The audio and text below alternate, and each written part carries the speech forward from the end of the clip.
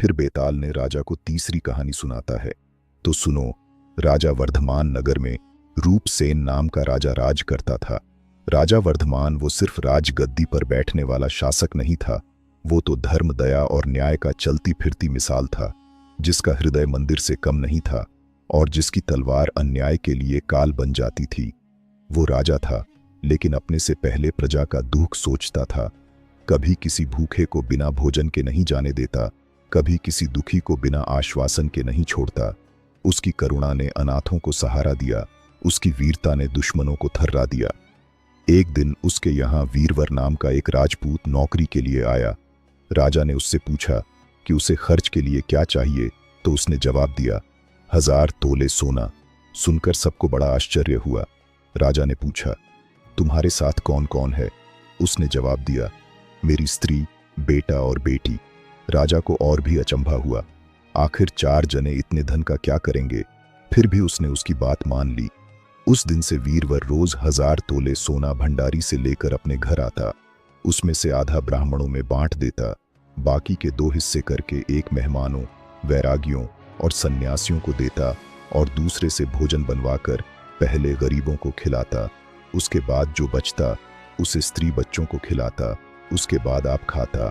काम यह था कि शाम होते ही ढाल तलवार लेकर राज के पलंग की चौकीदारी करता। राजा को जब कभी रात को जरूरत होती वह उपस्थित रहता। एक दिन आधी रात के समय राजा को मरघट की ओर से किसी औरत के रोने की आवाज आई। उसने वीरवर को पुकारा तो वह आ गया। राजा ने कहा, जाओ पता लगा कर आओ कि इतनी रात गए यह कौन रो रहा है और क्यों रो रहा है। वीरवर तत्काल वहां से चल दिया। मरघट में जाकर देखता क्या है कि चांदनी रात में एक स्त्री सिर से पांव तक गहनों से लदी कभी नाच रही थी, कभी जोर जोर से चिल्ला रही थी। वो अपनी चूड़ियां पटक रही थी, माथा पीट रही थी, लेकिन उसकी आंखों में आंसू का एक कतरा भी नहीं था। वीरवर ने पास जाकर पूछा, तुम कौन हो और क्यों इस भयानक जगह पर यूं विलाप कर रही हो? वो स्त्री एक पल को रुकी।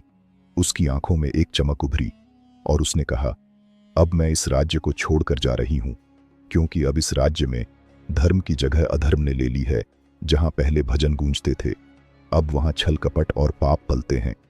राजा विक्रम के महल में अब पवित्रता नहीं बची, अब वहां दरिद्रता का राज्य होगा और कुछ ही दिनों में राजा विक्रम अपने ही दुखों से टूट जाएगा और 1 महीने के भीतर मृत्यु उसका वरण कर लेगी। ये कहकर वो फिर चीखने लगी, पर यह कोई साधारण रोना नहीं था, ये एक राज्य के पतन की चेतावनी थी। सुनकर वीरवर ने पूछा, इससे बचने का कोई उपाय है? तो देवी ने बताया, यहां से पूरब दिशा में 1 योजन दूर एक प्राचीन देवी का मंदिर है। यदि तुम अपने पुत्र का शीश उस देवी को चढ़ा दो तो संकट टल जाएगा, फिर राजा 100 वर्षों तक बेखटके राज्य करेगा। वो यह सुनकर चुपचाप लौट पड़ा। उसके पांव भारी थे लेकिन हृदय दृढ़। घर पहुंचा, द्वार खोला। पत्नी गहरी नींद में थी, पर वीरवर का चेहरा देख उसे कुछ समझते देर न लगी। क्या बात है स्वामी? उसने पूछा। वीरवर ने सारा हाल बताया। वीरवर की पत्नी ने बिना किसी हिचक के कहा, जिस घर में धर्म की बात हो वहां स्त्री पीछे नहीं हटती। पति की सेवा ही मेरा धर्म है, आप जैसा कहें वैसा ही होगा। फिर उन्होंने अपने पुत्र को जगाया। बालक आंखें मलता हुआ उठा, पर जब पिता ने कहा कि तुम्हारा शीश देवी को चढ़ाना है, वो ना घबराया ना कांपा, बल्कि मुस्कुराया। हाँ, वो मुस्कुराए और कहा, पिताश्री, जीवन का क्या भरोसा, यह देह किसी दिन तो मरेगी ही। अगर मेरा यह शरीर मेरे राजा के काम आ सके तो इससे बड़ा सौभाग्य क्या होगा। आप मेरी बलि देकर धर्म की रक्षा कीजिए। एक आज्ञाकारी पुत्र होने का यही सबसे बड़ा अवसर है। पिता की आंखें भीग गईं, लेकिन बेटे की दृढ़ता देख गर्व भी हुआ। उधर बेटी जाग चुकी थी। उसने भी भाई के इरादे सुने तो बोली, भैया, अगर देवी को अर्पित हो सकते हैं तो मैं भी क्यों पीछे रहूं। यह स्त्री शरीर भी तो एक दिन नश्वर है। अगर धर्म की वेदी पर चढ़कर इसे सार्थक कर सकूं तो जीवन सफल हो जाएगा। पत्नी ने आगे बढ़कर वीरवर का हाथ थामा और बोली, स्वामी, आप अकेले नहीं हैं, हम सब आपके साथ हैं। और फिर वो चारों उस रात निकल पड़े। चांदनी में 4 परछाइयां, एक पिता, एक मां, एक पुत्र और एक पुत्री, जो मृत्यु के द्वार की ओर जा रहे थे, लेकिन चेहरे पर भय नहीं था। था तो बस धर्म का तेज, बलिदान की आभा।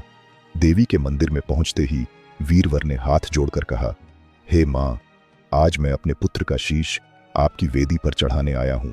मेरे बेटे का रक्त बहे लेकिन मेरा राजा जिए। मां, मेरा बलिदान स्वीकार करो। राजा विक्रम का जीवन बचाओ, प्रजा पर कृपा करो। और फिर वीरवर ने अपने हाथ में खांडा उठाया।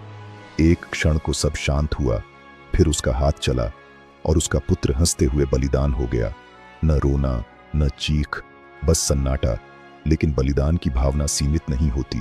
बहन ने आगे बढ़कर वही खांडा उठाया। भैया अकेले क्यों जाए, बहन भी साथ है, कहकर उसने भी खुद का शीश देवी को चढ़ा दिया। मां देख रही थी, वो टूट रही थी लेकिन पीछे नहीं हटी। अगर मेरे बच्चों की आहुति से धर्म की रक्षा हो सकती है तो मां भी पीछे क्यों हटे। उसने भी वही मार्ग चुना। अब केवल वीरवर रह गया था। उसने बेटा, बेटी और पत्नी के शवों को देखा, आंखें डबडबा गईं।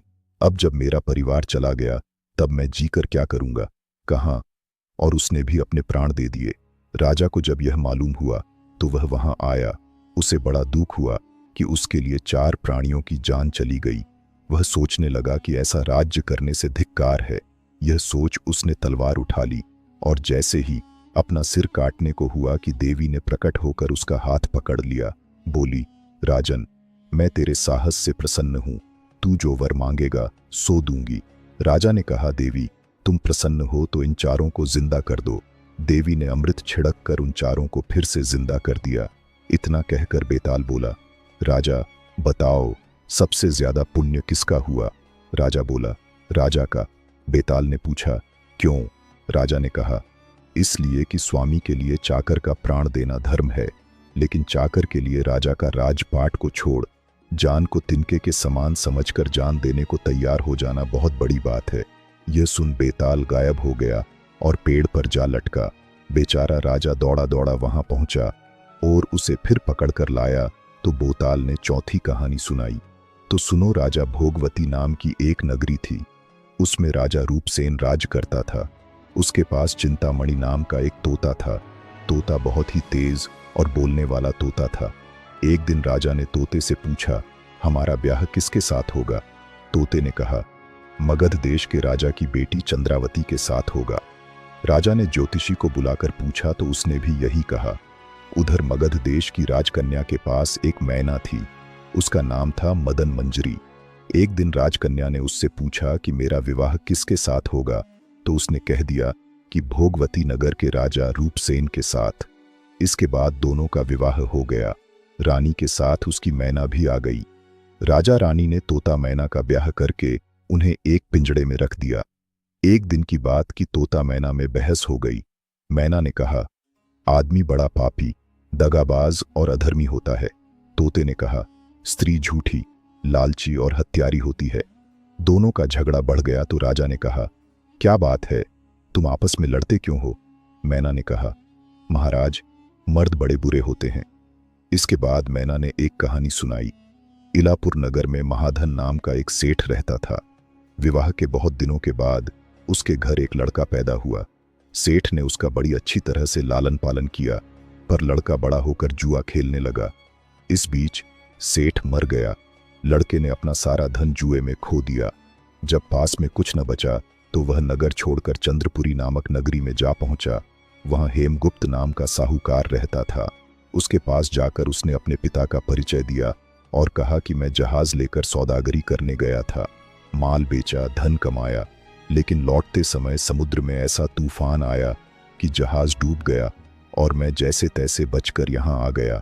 उस सेठ की एक लड़की थी, रत्नावती। सेठ को बड़ी खुशी हुई कि घर बैठे इतना अच्छा लड़का मिल गया। उसने उस लड़के को अपने घर में रख लिया और कुछ दिन बाद अपनी लड़की से उसका ब्याह कर दिया। दोनों वहीं रहने लगे। अंत में एक दिन वहां से विदा हुए। सेठ ने बहुत सा धन दिया और एक दासी को उनके साथ भेज दिया।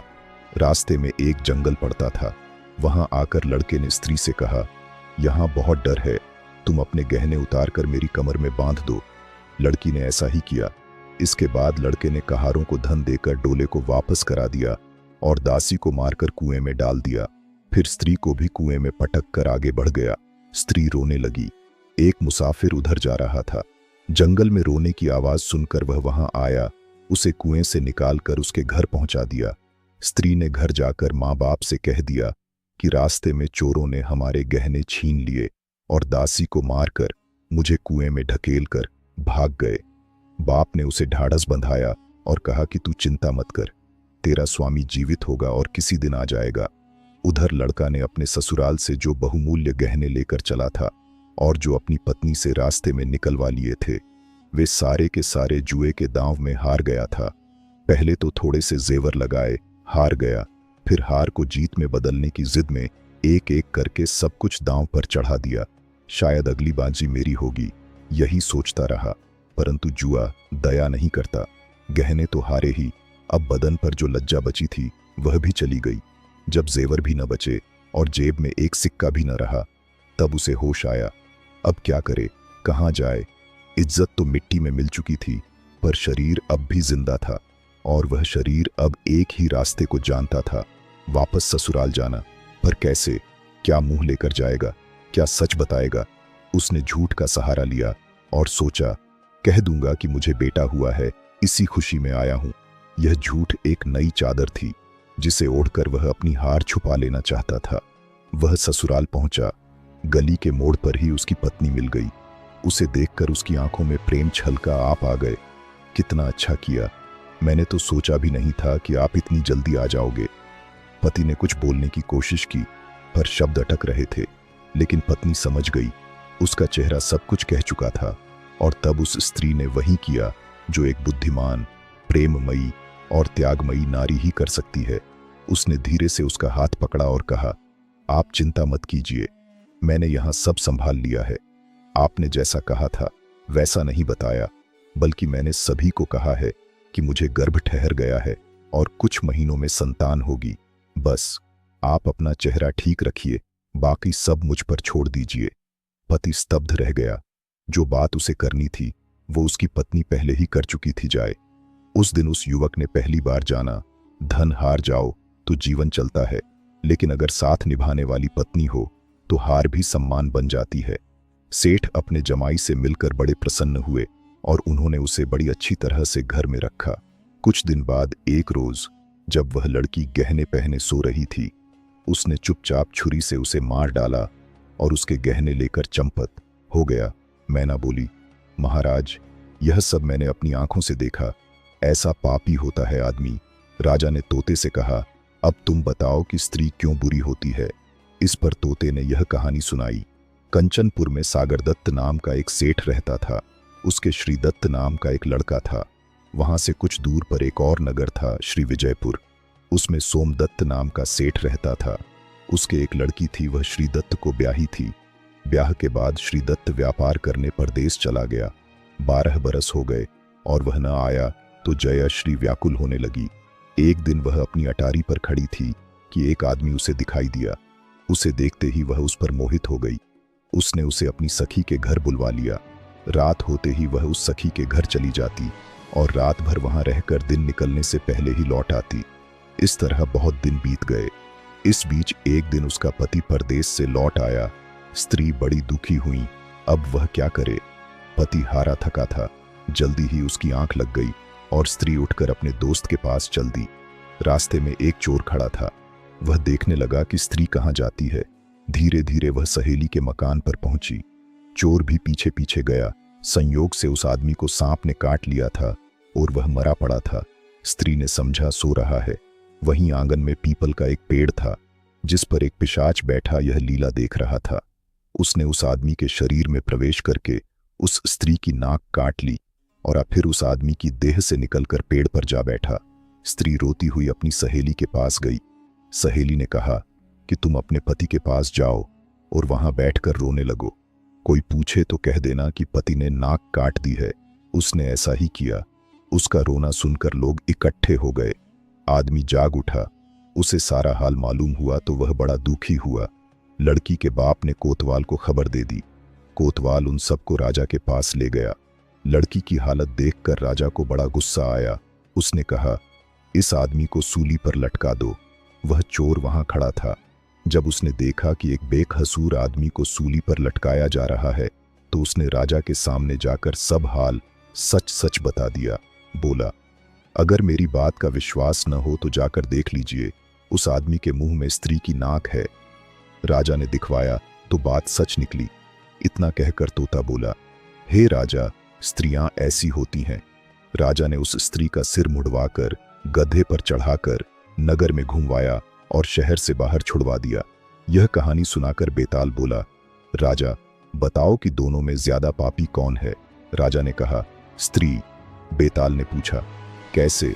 राजा ने कहा, मर्द कैसा ही दुष्ट हो, उसे धर्म का थोड़ा बहुत विचार रहता ही है, स्त्री को नहीं रहता, इसलिए वह अधिक पापिन है।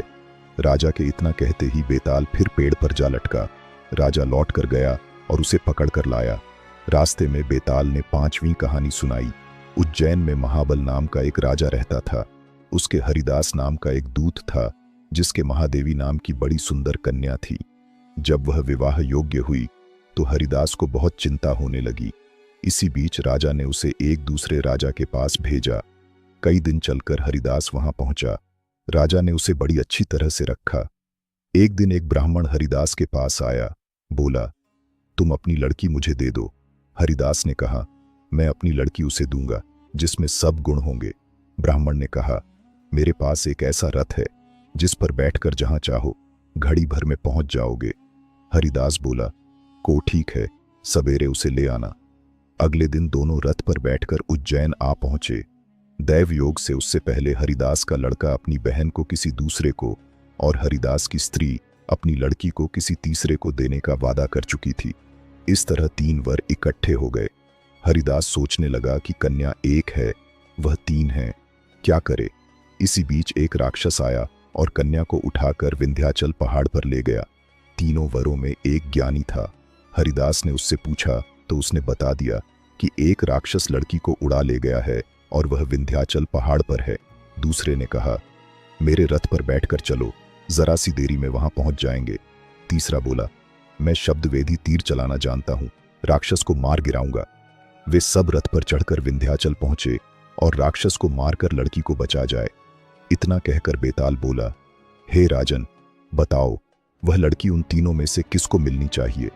राजा ने कहा, जिसने राक्षस को मारा उसको मिलनी चाहिए, क्योंकि असली वीरता तो उसी ने दिखाई, बाकी 2 ने तो मदद की।